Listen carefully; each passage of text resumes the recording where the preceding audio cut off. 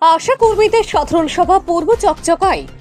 পশ্চিমবঙ্গ আশা কর্মী union AIUTUC Kumargram block কমিটির সাধারণ সভা অনুষ্ঠিত হল পূর্ব চকচকায়।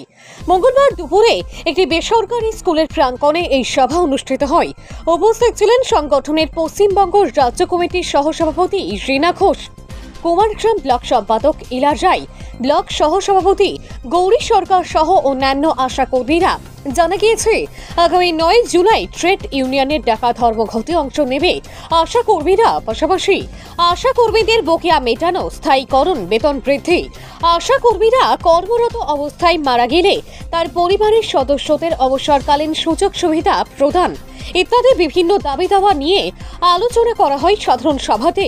এ বিষয়ে রাজ্য কমিটির সহসভাপতি রীনা ঘোষ, কুমারগ্রাম ব্লক কমিটির সহ সম্পাদক নির্মলা পান্না এবং ব্লক সহসভাপতি গৌরী সরকার কি জানিয়েছেন, শুনুন বক্তব্য। নেমাইচাঁদ, কুমারগ্রাম, আলিপুরদুয়ার। আমরা আজকে এই সভা করছি। আগামী দিনে আমাদের বড় ধরনের আন্দোলন আছে। 22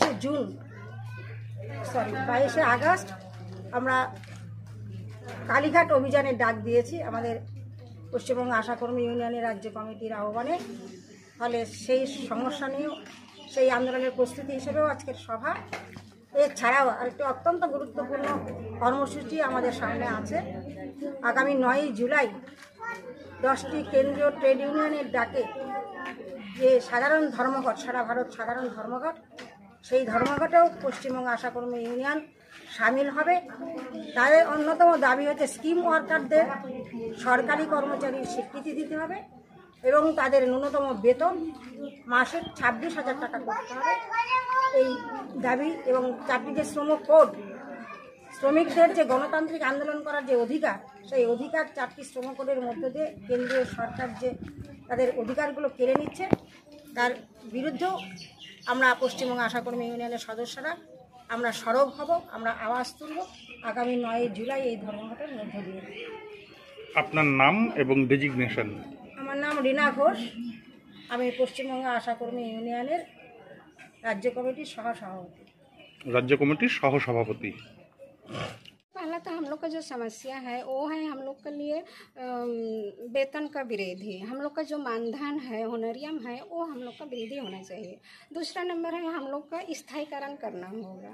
तीसरा नंबर है हम लोग को जो रिटायर के बाद, अभी तो हम लोग का काम 65 साल कर दिया गया है, तो 65 साल शारीरिक तौर से तो पहुंचना मुश्किल ही है।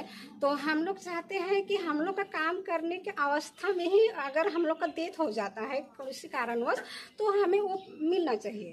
चौथा है हम लोग जो आशा कर्मी है, जो काम करते करते हम लोग का शरीर कभी कभी ऐसे हो जाता है, ऐसे अवस्था में आ जाता है जो कि वो काम कर नहीं सकती है, किंतु उसका एज है काम करने का, पर वो कर नहीं सक रही है। तो उस समय हम लोग सरकार से मांग करते हैं कि उस समय उसका जो मानधन है, जो होनरियम है, वो उसको मिले, ताकि वो अपना जीविका निर्वाह कर सके, या तो वो अपना ट्रीटमेंट कर सके, या तो घर परिवार चला सके। और दूसरा चीज़ है जो कि हम लोग को छुट्टी जो नहीं मिलता है, ये छुट्टी देना चाहिए। हम लोग छुट्टी का डिमांड रखते हैं। তখন মাত্র 4টা কাজ ছিল। প্রথম কাজ ছিল মা এবং শিশুদের মৃত্যু আটকানো।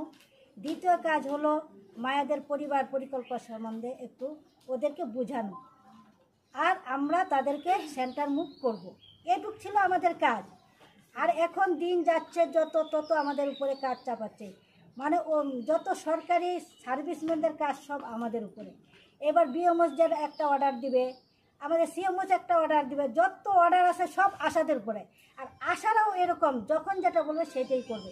ওরা আমাদেরকে পায়া বসছে যে ওদেরকে তো কাজটা উঠানি যায়, ওরা তো 1 নম্বর বোকা। এই হিসাবে আমাদের একটা কাজ উঠায় নিচ্ছে। এইদিকে এই যে ইয়ানকোয়াস, এটা হলো স্টেটের ব্যাপার। ওরা যদি পাস করে ওদের একটা টাকা আসে, ওদের মুনাফা হয়, কিন্তু আশাদের দিয়ে সমস্ত কাজ উঠায় নেয়। আমাদের যখন ভিজিটে আসে তখন তো ওরা আমাদের কোনো হেল্প করে না। তাহলে আমাদের কেন এত চাপ? একটা কিছু ভুল যদি হয়, উপায় আর নাই, আমাদের উপরে এত চাপ কাজের। অসুস্থ হলে ছুটি দিবে না, মানে কোনো রকম ছুটি নাই, কিন্তু আমাদের 12টা